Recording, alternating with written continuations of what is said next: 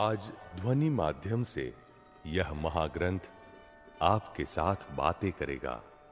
फलप्रद प्रतिबोध एवं सत्संग का पावन वायुमंडल रचेगा। मनुष्य जीवन का अंतिम ध्येय तो मुक्ति को ही पाना है। यह सीडी सुनकर अपने जीवन में व्यवहार की उलझनों का वैज्ञानिक समाधान पाकर अपना अंतिम ध्येय सिद्ध करने के लिए सजीवन मूर्ति यानी प्रत्यक्ष ज्ञानी पुरुष की प्राप्ति की झंखना प्रबल हो जाए, ऐसी मंगल कामना के साथ अक्रम विज्ञानी परम पूज्य दादा भगवान को हृदय से प्रार्थना करते हुए यह सीडी आपको अभेद भाव से समर्पित करते हैं। तो आइए गौर से सुनिए और अपने खुद के स्वनिवास का शिलान्यास कीजिए।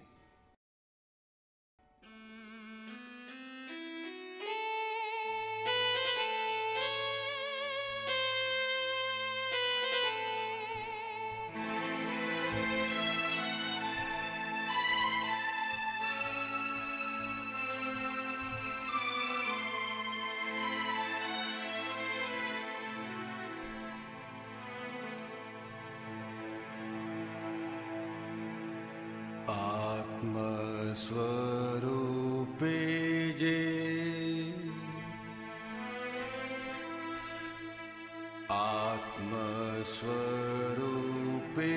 जे स्पंदवया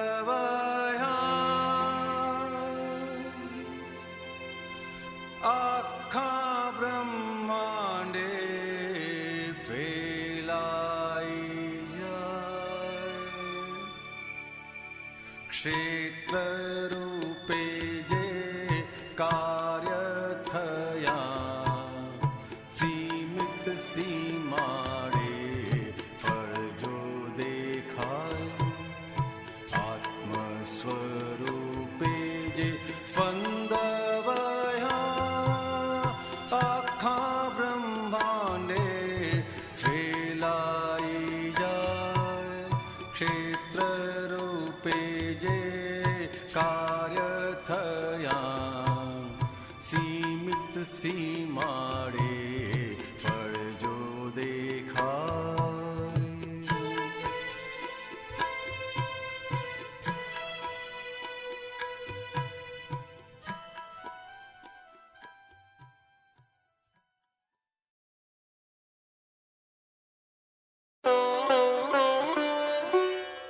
चैप्टर 9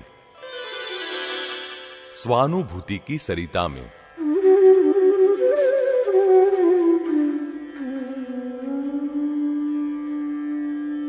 सन 1978 में हमारे मित्र श्री जीतू भाई हमें रास्ते में मिले और शिकायत करने लगे, आजकल तुम दिखाई नहीं देते हो, पहले तो नियमित रूप से मिलने आते थे।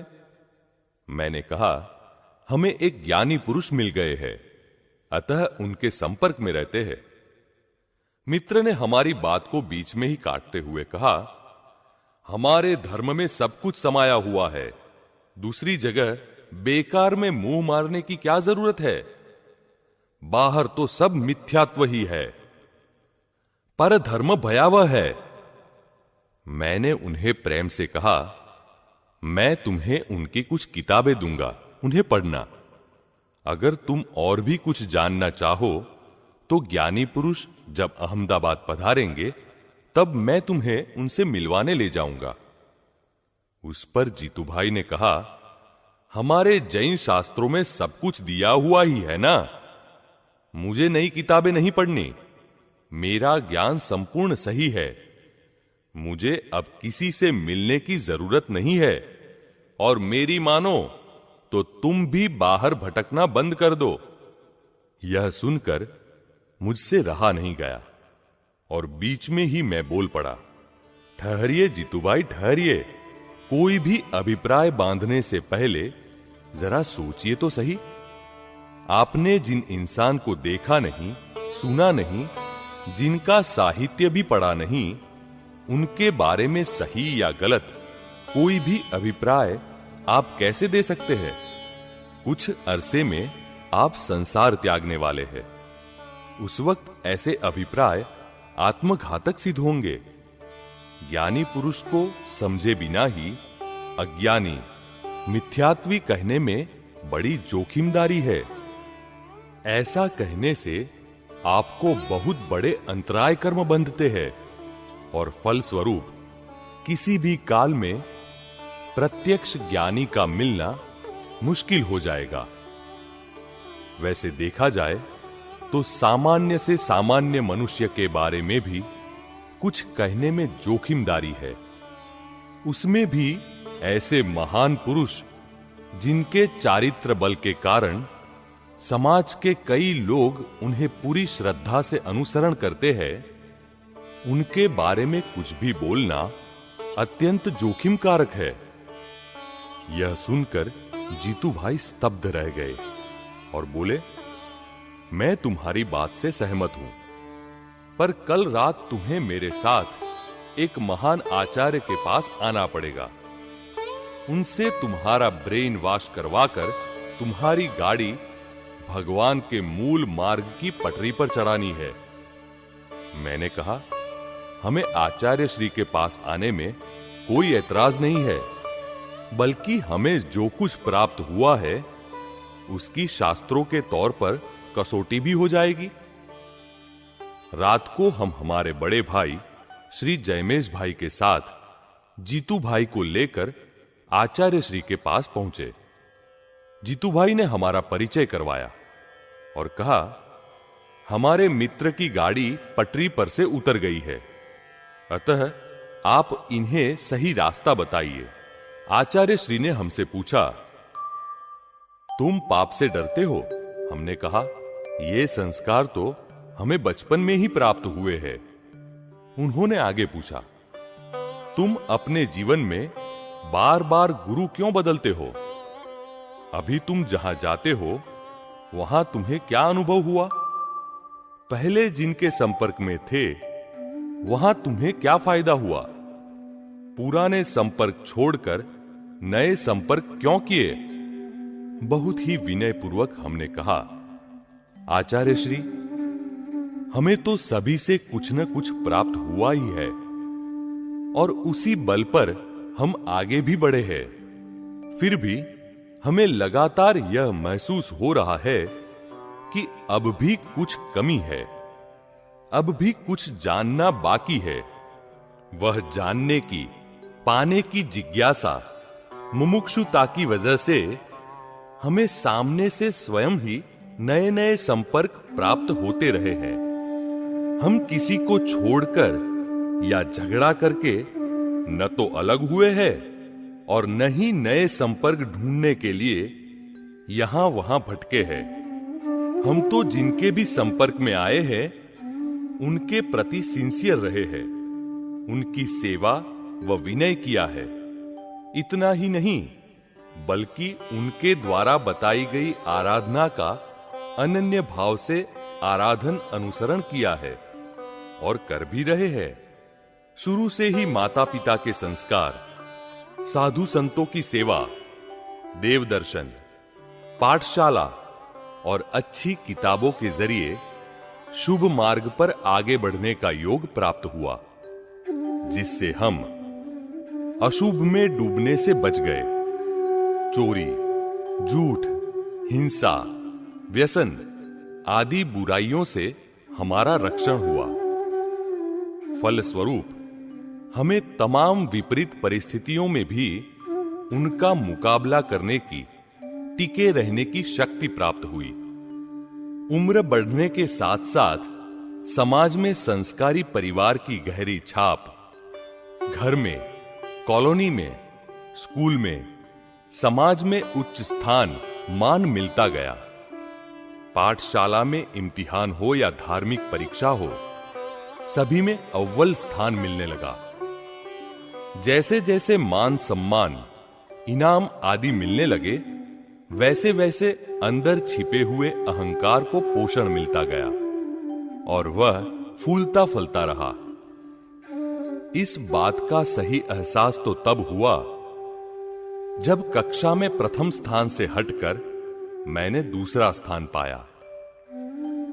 दूसरा स्थान पाने पर रात भर नींद नहीं आई और दोनों आंखों से आंसू टपक पड़े। पेपर चेक करने वाले के प्रति मन में शंका उठी।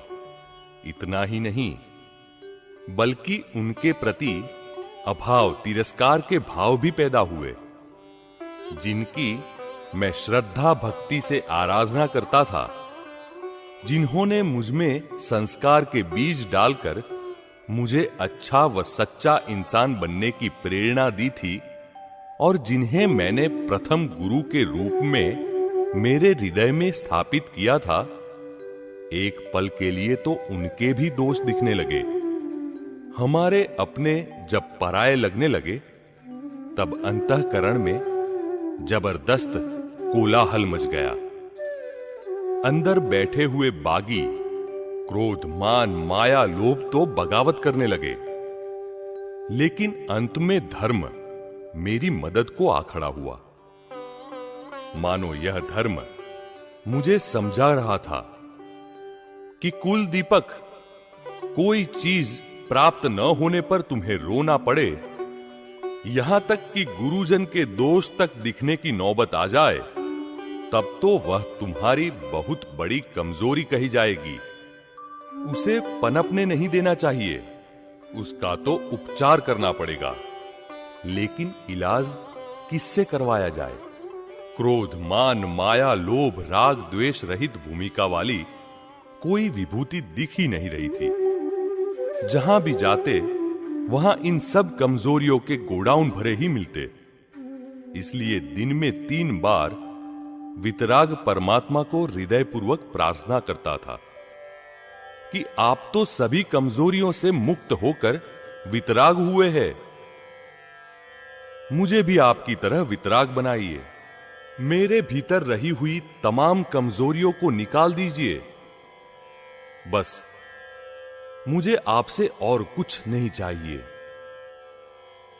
इन सभी कमजोरियों का मुख्य कारण था अज्ञानता के कारण खड़ा हुआ अहंकार, जिसके फलस्वरूप कर्तापन दृढ़ हो गया था। मैंने दान दिया, मैंने उपवास किया, मैंने सामयिक प्रतिक्रमण किया, मुझे इम्तिहान में प्रथम स्थान मिला। इस तरह धीरे धीरे शुभ अहंकार बढ़ने लगा। यह तो जब इम्तिहान में दूसरा स्थान मिला, तब डिप्रेशन आया और चिंतन शुरू हुआ। सन 1978 में बीकॉम सेकंड ईयर की वार्षिक परीक्षा की तैयारी कर रहा था, तब पिताजी से आप्तवाणी भाग 1 प्राप्त हुई। उसकी प्रस्तावना पढ़ते ही कुछ खुशी सी महसूस हुई। उसमें ज्ञानी पुरुष के भीतर प्रकट हुए गुणों का वर्णन था। उनकी एक आंख में सूर्य जैसा प्रताप और दूसरी आंख में चंद्र समान शीतलता होती है। उनमें सागर जैसी विशालता और हिमालय पर्वत जैसी अडिगता, स्थिरता होती है। वे संपूर्ण फ्लेक्सिबल, टेंसिबल और कॉम्प्रेसिबल होते हैं। ऐसा पढ़ते ही उनसे मिलने की, उनके दर्शन करने की भावना जाग उठी।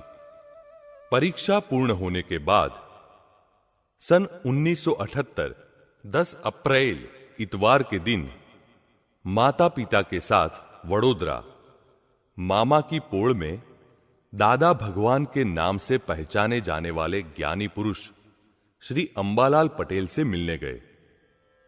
उनके कमरे में कदम रखते ही उनकी नजर मुझ पर और मेरी नजर उन पर पड़ी। बस दृष्टि मिलते ही जैसे सारा काम हो गया। उनकी अवर्णनीय निर्मल करुणा बरसाती हुई दृष्टि मेरे हृदय में अंकित हो गई। कवि श्री नवनीत की पंक्ति मुझे याद आ गई। जैना दृष्टि सिक्के जीव बने छे मोक्षगामी लोल। जैसे मेरे मोक्ष मार्ग रूपी वीसा पर मोहर लग गई और मन ही मन में जैसे विश्वास पक्का हो गया कि यहां मोक्ष तक की अंतिम राह प्राप्त हो सकती है।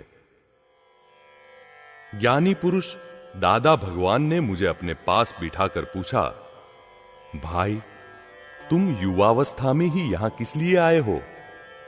अभी तो तुम्हें अपना करियर बनाना है, दुनिया के भौतिक सुखों का अनुभव करना बाकी है, ब्याह रचाना बाकी है। तुम्हारे पिताजी की बात और है, उन्होंने तो जिंदगी में सभी तरह के उतार चढ़ाव, सुख दुख देख लिए हैं। तब मैंने कहा, दादाजी मुझे तो ऐसा सुख चाहिए जो एक बार आने के बाद जाए नहीं, हमेशा रहे। ऐसा सनातन सुख चाहिए, इसीलिए ही मैं आपके पास आया हूं। यह सुनकर ज्ञानी पुरुष अत्यंत प्रसन्न हुए और सत्संगी समूह को संबोधित करके कहने लगे, देखिए तो सही, इस बनिए के बेटे ने क्या मांगा है? मछली के बच्चे को तैरना नहीं सिखाना पड़ता। अतः आज ही आत्म साक्षात्कार के वैज्ञानिक प्रयोग का आयोजन किया जाए और 5 बजे ज्ञान विधि है, ऐसा संदेश सभी को भिजवा दिया जाए। इस तरह प्रथम मुलाकात में ही मुझे आत्म साक्षात्कार का प्रयोग अपवाद के तौर पर कराया गया और 5 आज्ञाएं भी मुझे केंद्र में रखकर समझाई गई। इस प्रयोग के बाद दूसरे दिन से मैं कौन हूं? मैं शुद्धात्मा हूं, ऐसी प्रतीति सहज ही रहने लगी। लक्ष्य और अनुभव बढ़ता गया। उस दिन से सहजासहज ही जगत विस्मृत रहने लगा, चिंता होनी बंद हो गई। पहले जो चित्तवृत्तियां बाहर सुख ढूंढती थी, वे अंतर्मुख होने लगी। सुख का अनुभव स्वयं के अंदर ही होने लगा। पहले खुद को निर्दोष देखते थे और जगत दोषित दिखता था, जबकि अब देहाध्यास छूट जाने से स्वयं की गलतियां दिखने लगी और जगत निमित्त है, निर्दोष है, वह सब समझ में आने लगा। इस तरह निजदोष दर्शन के साथ क्षमा याचना होने लगी और फल स्वरूप व्यवहार में काफी हल्कापन महसूस होने लगा। जैसे जलेबी खा लेने के बाद चाय फीकी लगती है, ठीक वैसे ही आत्मा का सुख चखने के बाद तमाम भौतिक सुख फीके लगने लगे। जीवन में से कटुता, कठोरता कम होने लगी और मृदुता, ऋजुता आने लगी। हिंसक भाव और वैर वृत्ति निर्मूल हो गए। अब एक ही भावना रहती है कि जो परम सुख मैंने पाया है, वही सुख समस्त जगत को प्राप्त हो और उसका मैं निमित्त बन पाऊं। यह सुनकर आचार्य श्री स्तब्ध रह गए और बोले, यह तो अद्भुत दशा कहलाती है। शास्त्र में इस दशा को क्षायक संकित कहते हैं। अतः ये दोनों भाई सही मार्ग पर ही आगे बढ़ रहे हैं। ऐसा सर्टिफिकेट आचार्य श्री से मिलने से ज्ञानी पुरुष के प्रति अहोभाव और अनन्य भाव में और भी बढ़ावा हो गया।